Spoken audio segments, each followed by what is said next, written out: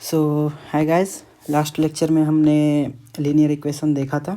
ये ओवरव्यू है इसका कि लीनियर का मतलब क्या होता है, वेरिएबल का मतलब क्या होता है, इक्वेशन का मतलब क्या होता है। हमने ये सारी चीज़ें देखी थी लास्ट क्लास में, और हमने कुछ एग्जांपल्स भी देखे थे कि लीनियर इक्वेशन दिखता कैसा है और जनरल फॉर्म कैसे होते हैं, ठीक है। और मैंने कुछ एग्जाम्पल भी 2 दिए थे कि वो दिखता कैसा है। अभी हम थ्योरी कर रहे हैं। मैं छोटे छोटे लेक्चर ही बना रहा हूँ ताकि आपको भी ईजी हो, ज़्यादा लोड ना पड़े आपके ऊपर, ठीक है। तो आज हम कंसिस्टेंसी और इनकंसिस्टेंटी देखेंगे हमारे इस इक्वेशन में, और फिर उसके बाद हम आज कुछ क्वेश्चन भी करेंगे, ठीक है। आज मैं हो सकता है आपको क्वेश्चन कराऊँ, या नहीं तो फिर नेक्स्ट लेक्चर में अपलोड करूँगा, जो भी करूँगा, पर आज इनकंसिस्टेंटी और कंसिस्टेंसी आपको करा दूँगा ये। तो आज हम देखेंगे कंसिस्टेंसी एंड इनकंसिस्टेंसी।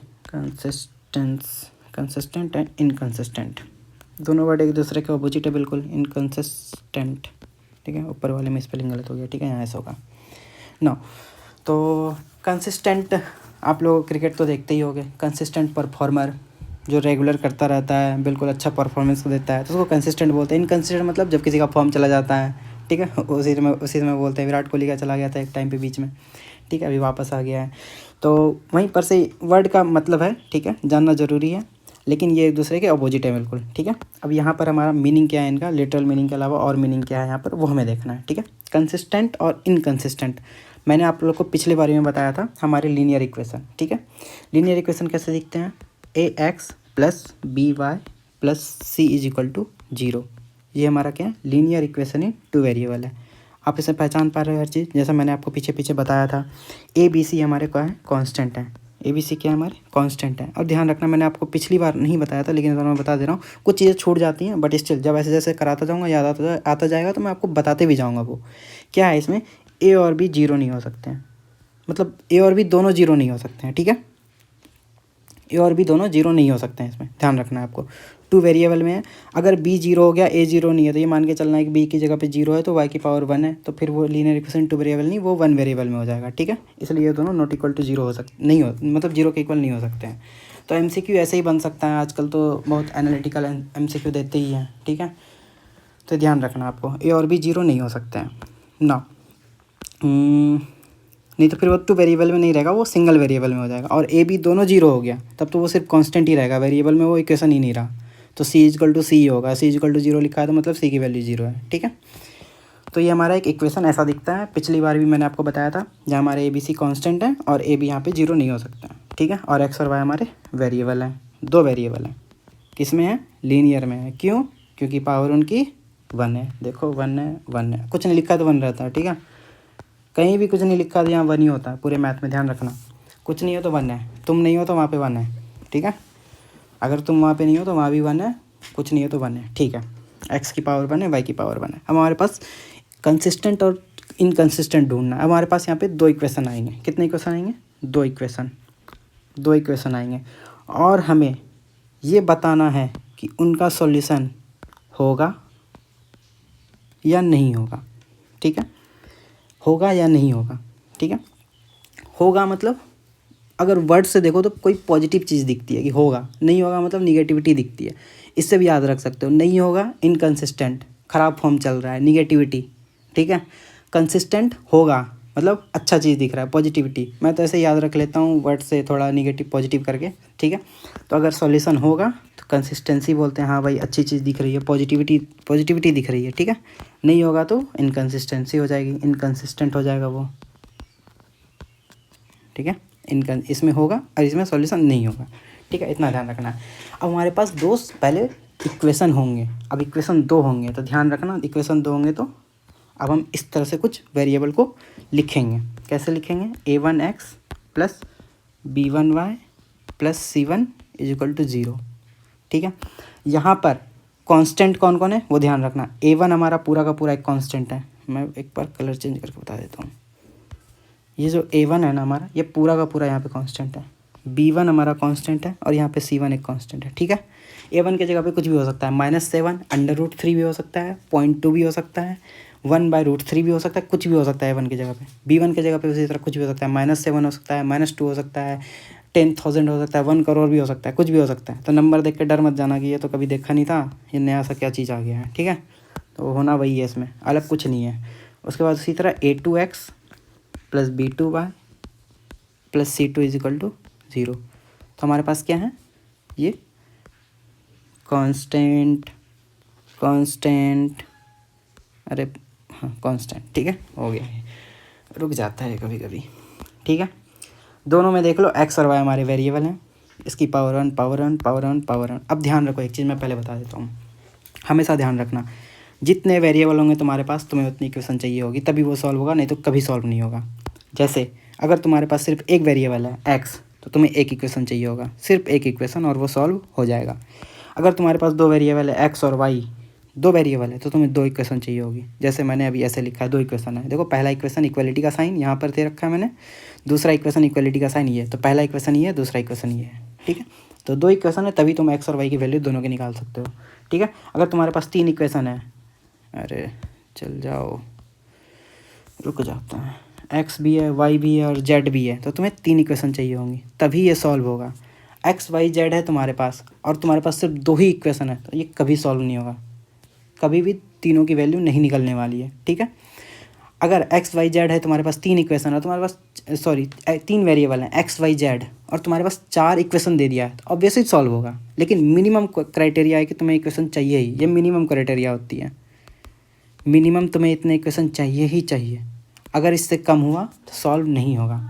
दो वेरिएबल है, दो इक्वेशन चाहिए, अदरवाइज सॉल्व नहीं होगा। x y z तीन वेरिएबल है, तीन इक्वेशन चाहिए। अगर तुम्हारे पास x y z अल्फ़ा चार वेरिएबल है, तो तुम्हें चार इक्वेशन चाहिए। पाँच हैं तो सही बात है, मतलब कम से कम तो चार चाहिए ही चाहिए, तभी सॉल्व होगा, अदरवाइज ये सॉल्व नहीं होगा। तो तुम्हारे पास x और y दो वेरिएबल हैं। अब ये देखो मेरा ये स्क्रीन रुक गया है, हाँ ठीक है। x और y तुम्हारे पास यहाँ दो वेरिएबल है, मैंने लिया था, तो यहाँ पे मैंने दो इक्वेशन लिया है। अब इसी की मुझे चेक करनी है कि x और y वैल्यू निकलेगा या नहीं निकलेगा। मैंने बोला ना, सॉल्यूशन अगर निकलेगा तो कंसिस्टेंट है, नहीं निकलेगा तो इनकंसिस्टेंट है। मैंने बोला नहीं निकलेगा मतलब निगेटिविटी वैल्यू कुछ दे रहा था, इनकंसिस्टेंट की बात हो रही है, ठीक है। तो उसी तरह इनकंसिस्टेंट मतलब नहीं निकलेगा। अब कैसे निकलेगा और नहीं निकलेगा वो देखना है, ठीक है। तो उसकी कुछ कंडीशंस होती हैं, अब वो डिटरमाइन कौन करता है, वो हमारा A1 A2 B1 B2 C1 C2 है, जो वही डिटरमाइन करता है कि निकलेगा या नहीं निकलेगा, ठीक है। तो सबसे पहली चीज़ इसमें ये ध्यान रखना है, जब भी कंसिस्टेंसी इनकंसिस्टेंसी आप निकालोगे, ध्यान रखना जनरल फॉर्म लिखने के लिए जनरल फॉर्म यही है, ठीक है। अगर वो ऐसा लिखा हुआ है AX + BY is equal to कुछ भी लिखा है इधर सी, इस सी को इधर लेते आना, ठीक है। पहले इसको इधर लेते आना, उसके बाद निकालना वो A1 A2 B1 B2 C1 C2 जो भी कर रहे होगे, ठीक है, साइन के साथ, विथ प्रॉपर साइन, साइन भूल मत जाना, विथ प्रॉपर साइन। जो साइन होगी, पॉजिटिव होगा तो पॉजिटिव रखना साइन, निगेटिव होगा तो निगेटिव रखना साइन, छोड़ मत देना इस निगेटिव साइन को, ठीक है। चलो सबसे पहले हम लोग देखेंगे इनकंसिस्टेंट। मैं हमें से पहले इनकंसिस्टेंट ही देख लेता हूँ, रुक क्यों रहा है, बहुत ही हैंग कर रहा है पता नहीं क्यों, ठीक है। इनकंसिस्टेंट देखेंगे, इनकंसिस्टेंट मतलब सॉल्यूशन नहीं आएगा। देखो निगेटिविटी वैल्यू फैला रहा है, ये n लिखा है, मतलब सॉल्यूशन नहीं होगा, नो सॉल्यूशन, n याद रख लो, रखना है तो, ठीक है। इनकंसिस्टेंट है, चलो नो सॉल्यूशन। अब नो सॉल्यूशन कब नहीं आएगा तुम्हारा, वो ध्यान रखना है। फिर से रुक गया ये, हाँ सॉरी मैं ए कैपिटल ले रहा था ना, तो मैं कैपिटल ही लेता हूँ, स्मॉल नहीं लिखूँगा, ठीक है। देखो इनकंसिस्टेंट कब होगा, A1/A2 B1/B2 के इक्वल हो जाएगा, बट ये C1/C2 के इक्वल नहीं होगा, ठीक है। देखो हमारे पास दो इक्वेशन थे ऊपर में, A1 यहाँ हमारे A1 A2 थे, A1 A2 B1 B2 और C1 C2, ठीक है। तो इनको ऐसे ही यही फॉर्म में लिखना है, इसलिए मैंने वैसे ही लिखा है। फिर से हैंग कर रहा है ये, बहुत दिक्कत दे रहा है जी, ठीक है। तो ये हमारा इनकंसिस्टेंसी है, मतलब नो सॉल्यूशन। ये MCQ बनता है इसके ऊपर, ठीक है। एक नंबर में MCQ ही आएगा इसके ऊपर, और कुछ नहीं आएगा। एक नंबर का MCQ कंफर्म है, इस बार भी आया है, चेक करने के लिए कि निकालना है कि कंसिस्टेंट है या इनकंसिस्टेंट है, कितने सॉल्यूशन होंगे। दो इक्वेशन दिया रहेगा, आपको उसी तरह से बिल्कुल इक्वेशन लिखना है, उनको इस फॉर्म में लिखना है, बिल्कुल मत भूलना इस फॉर्म में पहले लिखने के लिए। इस तरह से सारा जो जितने भी चीज़ें इसको इस साइड लाना है, राइट साइड में आपका सिर्फ 0 रहना चाहिए, ठीक है। उसके बाद आप उसमें A1 A2 B1 B2 C1 C2 पहचानोगे, विथ प्रॉपर साइन आप पुट करोगे, और चेक करोगे कि आप जब a1/a2 निकालोगे, जो आप ये फ्रैक्शन निकालोगे a1/a2 करके, उसकी वैल्यू कुछ आई मान लो 1/3। आपने फिर b1/b2 निकाला, वो भी आपका आया 1/3। पर जब आपने c1/c2 निकाला, मान के चलो c1/c2 कुछ किया और आपकी वैल्यू आ गई 4/4 कितनी ले लो, 7 ले लो, ठीक है, 4/7 ले ली। तो क्या दिख रहा है, a1/a2 b1/b2 के इक्वल है। ये किसके इक्वल है, इसके इक्वल दिख रहा है, पर ये इसके इक्वल नहीं दिख रहा है, ये दोनों। तो मतलब ये हमारा सॉल्यूशन नहीं देगा, मतलब ये क्या है, इनकंसिस्टेंट है, ठीक है। इस पर एग्जाम्पल भी देख ही लेते हैं जब इतना कर लिया तो, ठीक है। चलो अपने मन से एक क्वेश्चन भी बना लेता हूँ। 4x, रुक जाओ अभी, 4x + 7y = √3। मैं थोड़ा इजी तो एग्जाम्पल नहीं लूँगा, ऐसा लूँगा कि आपको एग्ज़ाम में देख के मतलब शौक ना लगे कि नया चीज़ क्या देख लिया, ठीक है। √3 भी हो सकता है, ठीक है। अब मैं दूसरा ले लेता हूँ, 8x + 14y = √15, ठीक है। चलो अब स्टार्टिंग से वही काम करना है, स्टेप 1 वही है, सबसे पहले सबको एक साइड लाएंगे, ठीक है। पहले इक्वेशन में 4x + 7y -√3 = 0 कर दिया। इसको, इस वाले को ऐसे लिख दिया, ठीक है। अब इस वाले की बारी है, दूसरे वाले की। इसको लिखेंगे 8x + 14y -√15 = 0। चलो पहचानने आ गया a1 a2 फटाक से। x है तो ये a1 है, ये a2 है, ये b1 है, ये b2 है y के लिए, और ये c1 है, सॉरी c1 देखो मैं क्या लिख रहा हूँ, पूरा का पूरा ये है, ये पूरा का पूरा ये है c2, माइनस साइन नहीं भूलना है, ठीक है, ध्यान रखना। अब इसको हम लोग a1/a2 और b1/b2 और c1/c2 के फॉर्म में लिखते हैं। तो a1/a2 हमारा क्या है, 4/8, क्या आ रहा है हमारा 1/2 आ रहा है, ठीक है। चलो सही है। b1/b2 हमारा क्या है, देखो यहाँ पर b1 क्या है 7, b2 क्या है 14, 7/14 = 1/2, ये भी सही है, ये दोनों इक्वल आ गया हमारा, ठीक है। अब c1/c2 देखते हैं, c1/c2 = -√3, माइनस नहीं भूलना है, ठीक है, अपॉन -√15, माइनस माइनस कैंसिल हो जाएगा, ठीक है। √3, √15 को √3 × √5 लिख सकते हैं, ठीक है, कोई दिक्कत नहीं है, कैंसिल हो गया, 1/√5 आ गया। सीधा सीधा हमें क्या क्या दिख रहा है, a1/a2 जो है हमारा b1/b2 के इक्वल है, पर b1/b2 के इक्वल है, बट वो c1/c2 के इक्वल नहीं है, क्योंकि इसकी वैल्यू क्या है 1/√5, जो कि 1/2 के इक्वल नहीं है। तो ये हमारा क्या है, इनकंसिस्टेंट है। इनकंसिस्टेंट इन द सेंस कि इसके कोई भी सॉल्यूशन नहीं है, ठीक है। तो ये हमारा इनकंसिस्टेंसी का हो गया। अब हम लोग कंसिस्टेंस पे देखेंगे कि कंसिस्टेंट सॉल्यूशन जो आएगा वो कैसे आएगा, ठीक है। इनकंसिस्टेंसी में कोई भी सॉल्यूशन नहीं है, 0 सॉल्यूशन आता है, उसमें हमारी लाइंस जो हैं एक दूसरे को इंटरसेक्ट नहीं करती हैं, ठीक है। This time we are going to say about the consistency of the equation. Consistency मतलब वो सॉल्व होगा या नहीं होगा। मैंने आपको बताया था एक चीज़ ये भी कि इनकंसिस्टेंसी में हमारी लाइन इंटरसेक्ट नहीं करती हैं। अब इसका मतलब क्या है ये भी बताऊंगा, अभी इस लाइन को भूल जाओ, ठीक है, कोई बात नहीं है अगर समझ नहीं आया तो, ठीक है, और आराम से ही चलेंगे, ठीक है। मैं कोई मैराथन नहीं करा रहा हूँ जिसमें मैं आपको आधे घंटे में पूरा का पूरा लीनियर इक्वेशन समझा दूंगा, ठीक है। मैं चाह रहा हूँ आराम से आप करो, आपके ऊपर ज़्यादा लोड ना हो, और धीरे धीरे सीखो, ठीक है। क्योंकि सीखने के टाइम पे जब तक आपको पूरी थ्योरी सही से याद रहेगी, आप आराम से न्यूमेरिकल सॉल्व होगा। आप छोटी छोटी चीज़ें छोड़ते हो, वही आपको बाद में दिक्कत देती है, ठीक है। माइनस साइन जैसे मैंने आपको C1 C2 के टाइम पे बताया था, मोस्टली बच्चे वही गलती करते हैं, विदाउट वो इस साइड लाए वो सॉल्व करते हैं, फिर वो कभी माइनस साइन छोड़ देते हैं, वहाँ पे फिर उनका कुछ से कुछ आता है, और फिर एग्ज़ाम में उनको लगता है कि सारा चीज़ करके गए थे, फिर क्यों नहीं हुआ वो, ठीक है। तो हड़बड़ाना नहीं है, ठीक है, जो प्रोसीजर है बिल्कुल उसको फॉलो करना है। मैंने आपको इनकंसिस्टेंसी बताई है, अभी हम कंसिस्टेंट देखेंगे, ठीक है, कि कंसिस्टेंट कैसे होगा। कंसिस्टेंट मतलब मैंने आपको बताया था पॉजिटिविटी दिखती है कुछ, ठीक है, इनकंसिस्टेंटी निगेटिविटी दिखती है। तो कंसिस्टेंट मतलब पॉजिटिव, मतलब हमारे पास सॉल्यूशन एग्जिस्ट करेगा, कितना करेगा ये भी हम देखेंगे, ठीक है। सॉल्यूशन एग्जिस्ट करेगा। अब ये हमारे पास दो कंडीशन है, ठीक है। ग्राफिकली जब हम सॉल्व करेंगे, ग्राफिकली मेथड भी हमारे पास है, मैंने आपको बताया था 3 मेथड हैं, ग्राफिकल है, एलिमिनेशन है, सब्स्टिट्यूशन है, हमारे पास 2 हैं, तीनों है, ठीक है। तो अब हमारा अगर कोई सॉल्यूशन आ रहा है, मतलब हमारी लाइंस इंटरसेक्ट कर रही हैं। लाइंस का मतलब भी यहाँ पर मैं बताऊँगा आपको जब ग्राफिकल पे आएंगे। इंटरसेक्ट कर रही हैं, अब एक पॉइंट पे कर रही है, बहुत सारे पॉइंट पे कर रही हैं, अब यहाँ पे बस वो देखना है, ठीक है। तो कंसिस्टेंट में हमारे पास दो आते हैं, या तो वन सॉल्यूशन हो या इनफाइनाइट सॉल्यूशन हो, ठीक है। One solution in the sense कि आपके पास एक्स और वाई की एग्जैक्ट कोई वैल्यू निकलेगी, एक वैल्यू निकलेगी। एक्स की मान के चलो 7 निकल गई, वाई की निकल गई कुछ 15 निकल गई, ठीक है।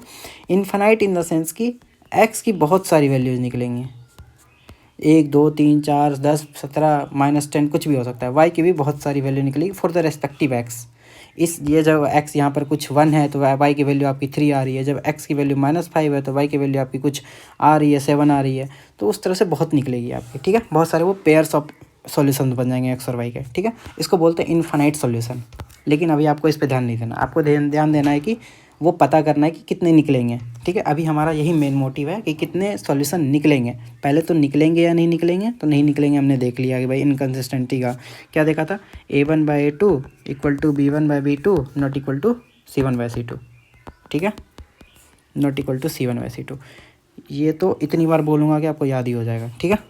इनकन्सिस्टेंट है ये, बोल बोल के याद करा दूंगा, ठीक है। दूसरा आप कंसिस्टेंट पर आएंगे हम लोग। कंसिस्टेंट मैंने बोला one solution no infinite solution. तो पहले वन सॉल्यूशन की बात करेंगे, ठीक है। वन सॉल्यूशन मैं ऐसे लिखता हूँ, SOL पावर में एन दे देता हूँ, ठीक है। तो वो मैं स्टार्टिंग से ही कर रहा हूँ, इक्वेशन में भी एन पावर में लिख रहा हूँ, तो ठीक है, ये सब देख लेना, उतना कुछ है नहीं इसमें। तो वन सॉल्यूशन देखेंगे। अब हमारे पास इक्वेशन था, वही इक्वेशन मैं फिर से लिखूँगा, A1x + B1y + C1 = 0। वही फॉर्म है जो मैं हमेशा लिखता हूँ, याद रखना। लेफ्ट राइट हैंड साइड में सिर्फ 0 रखेंगे हम, और कुछ नहीं रखेंगे। एग्ज़ाम में भी ऐसे ही प्रोसीड करना है, आंसर आएगा और कहीं दिक्कत नहीं होगी। और इससे आपका कॉन्फिडेंस भी बूस्ट होता है कि जब आप एक ही चीज़ को बार बार करते हो और वो सही होता है तो कॉन्फिडेंस बूस्ट होता है। तो एग्ज़ाम में भी आपको पास टाइम बचता है, वहाँ आप हड़बड़ाते नहीं कि सही है या गलत है, ठीक है। तो वो सही ही होता है। तो यहाँ पर अब हम वन सॉल्यूशन देखेंगे। तो वन सॉल्यूशन का सीधा सीधा रूल है हमारे पास, A1/A2 not equal to B1/B2, ठीक है। जैसे हमने पिछली बार सॉल्यूशन लिया था हमारा, ठीक है, हमने इक्वेशन लिया था, हमने निकाला था और वो हमने इनकन्सिस्टेंट देखा था। इस बार कुछ और इक्वेशन ले लेता हूँ मैं, 4x + 7y = -0.782, ठीक है। कुछ ऐसा लो ना बढ़िया सा, देखने में अच्छा लगे। उसके बाद √3x + √15y = 487 की पावर 9 ले लो। 9 पावर है यहाँ पे, ठीक है, ध्यान रखना। ये भी लीनियर इक्वेशन ही है, ये मत बोलने लगना 9 पावर है, वो कांस्टेंट की पावर है, कोई मतलब नहीं लेना मुझसे। x की पावर देखनी है, x की पावर 1, y की पावर 1, y की पावर 1 है, ठीक है। तो हमारा A1 A2 B1 B2 में पहचान में आ रहा है। हमारा A1 है, हमारा A2 है, हमारा B1 है, हमारा B2 है, हमारा C1 C2 क्या है, C1 हमारा, ध्यान रखना, C1 हमारा है सर पॉजिटिव में आएगा, ठीक है। पहले मैं उस फॉर्म में लिखूँगा, आपको दिखाऊँगा लिख करके, वही प्रोसेस है। माइनस का +0.782 = 0 कर दिया राइट हैंड साइड में। दूसरे इक्वेशन को लिखा √3x + √15y -487 की पावर 9 = 0, ठीक है। तो वही देखना है, A1 A2 B1 B2 C1 C2, ठीक है। लेकिन जब हम वन सॉल्यूशन चेक कर रहे होंगे तो हमें C1 C2 से मतलब नहीं है। हमें क्या मतलब है, सिर्फ A1/A2 से। A1/A2 क्या है हमारा, 4/√3। B1/B2 क्या है हमारा, B1/B2 देखो क्या है हमारा, 7/√15। ये दोनों इक्वल है क्या, नहीं है इक्वल, ठीक है, ये दोनों इक्वल नहीं है। चलो, तो ये दोनों इक्वल नहीं है तो हमारा क्या है, सॉल्यूशन इसका कितना होगा, वन सॉल्यूशन होगा, सिंपल, और कुछ नहीं। सॉल्यूशन कितना होगा, सिर्फ 1 होगा। चलो, ये वन सॉल्यूशन होगा। अभी इनफाइनाइट सॉल्यूशन की बात करेंगे। हमने अभी 2 देखे हैं, इनकंसिस्टेंट नहीं निकलेगा, वन सॉल्यूशन निकलेगा कंसिस्टेंट में, और एक इनफाइनाइट निकलेगा, ठीक है। ये इनकंसिस्टेंट है हमारा। तो अब इनफाइनाइट सॉल्यूशन की बात करेंगे। इनफाइनाइट मतलब हमारे पास बहुत सारे सॉल्यूशन हैं, भर के हैं, जो मैंने बताया था ना, ये ऐसे निकलेंगे। हर एक रेस्पेक्टिव एक्स के लिए एक वाई निकलेगा। एक्स अगर 1 होगा तो वहाँ वाई = 3 निकलेगा। एक्स अगर -5 होगा तो वाई = 7 निकल जाएगा। तो बहुत सारे सॉल्यूशन निकलेंगे और भर के सॉल्यूशन निकलेंगे, ठीक है। अब देखो इसका इक्वेशन बहुत सिंपल है, a1/a2, मैं फिर से छोटा लिखने लग गया, बड़ा ही ले रहा हूँ स्टार्टिंग से, तो कैपिटल लेटर ही लेके चलूँगा, ठीक है।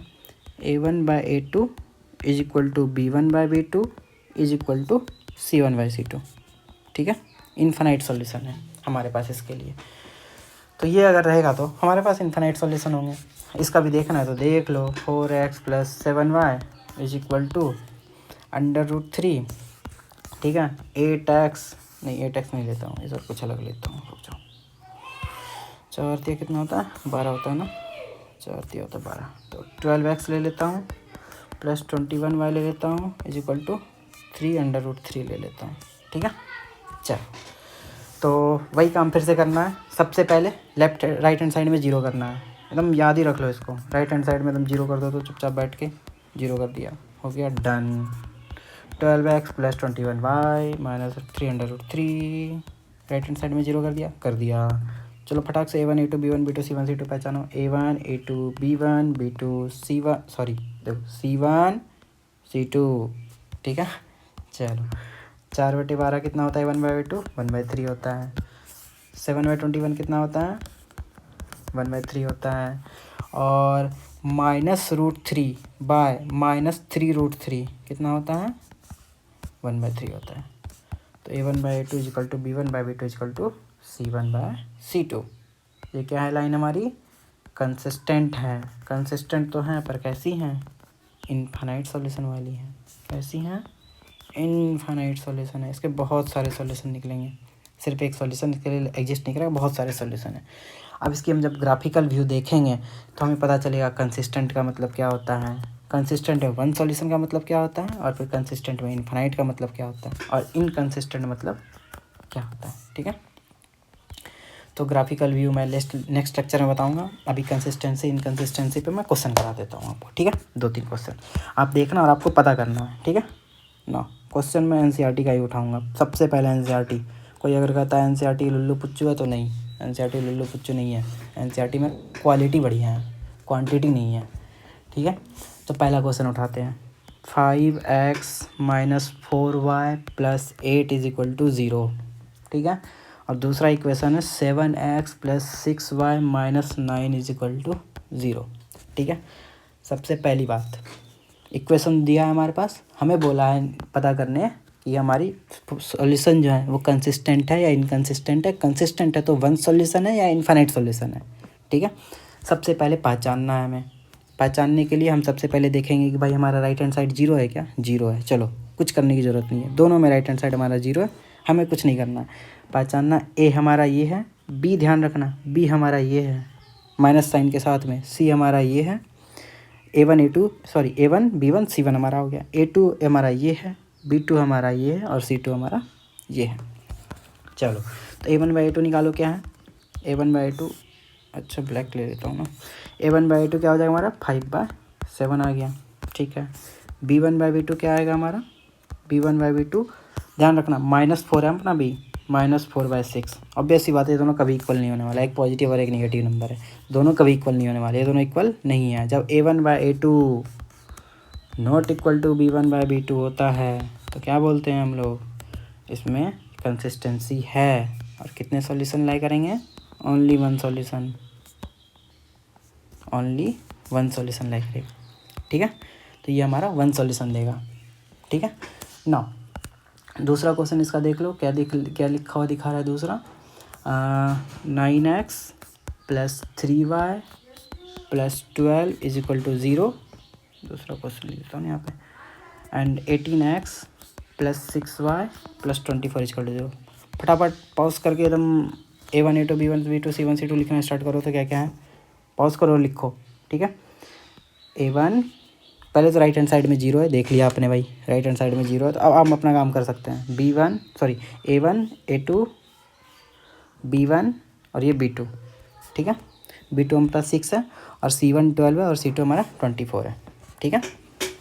चलो उसके बाद ये c1 अपना हुआ और ये c2 हुआ अपना, ठीक है। उसके बाद हमारे पास a1 a2 b1 b2 c1 c2 साफ दिख रहा है। a1/2 करेंगे 9/18 आएगा इक्वल टू 1/2, ठीक है। 3/6 करेंगे b1 और a2 1/2 आएगा, 12/24 करेंगे C1/C2 1/2 आएगा। तो क्या दिख रहा है 1/2 is equal to 1/2 equal to 1/2। तीनों एक दूसरे के क्या हैं बराबर हैं। जब तीनों एक दूसरे के बराबर हैं तो क्या बोलते हैं कंसिस्टेंट हैं। बट इस बार ये 1 सॉल्यूशन नहीं देंगे, कितने सॉल्यूशन देंगे इनफाइनाइट देंगे। ठीक है, तो आप लोग कॉपी में अब एक और लिख लो। क्या इनकंसिस्टेंट का तो बता ही दिया है, एक काम करो आप लोग ना अब लिख लो।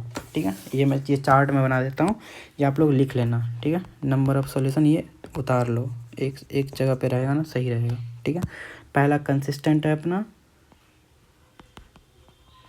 दूसरा है इनकंसिस्टेंट। ठीक है, कंसिस्टेंट में हमारे पास 2 हैं, 1 सॉल्यूशन है। ठीक है, दूसरा इनफाइनाइट सॉल्यूशन है, इनफाइनाइट है।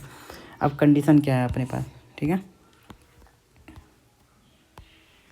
अब कंडीशन लिख देता हूँ यहाँ पे। 1 सॉल्यूशन के लिए A1/A2 not equal to B1/B2। ठीक है, ये 1 नंबर का MCQ है, 1 नंबर आपके कन्फर्म है, इसमें कोई दिक्कत की बात नहीं है। A1/A2 is equal to B1/B2 is equal to C1/C2। ठीक है, और इनकंसिस्टेंसी के लिए क्या है A1/A2 इक्वल टू B1/B2 होगा, बट ये नॉट इक्वल टू C1/C2 होगा। ठीक है, इतना आपको याद रहेगा, इसमें कोई दिक्कत है ये बना लेना, कॉपी में लिख लेना बना करके। ठीक है, कंसिस्टेंसी इनकंसिस्टेंसी।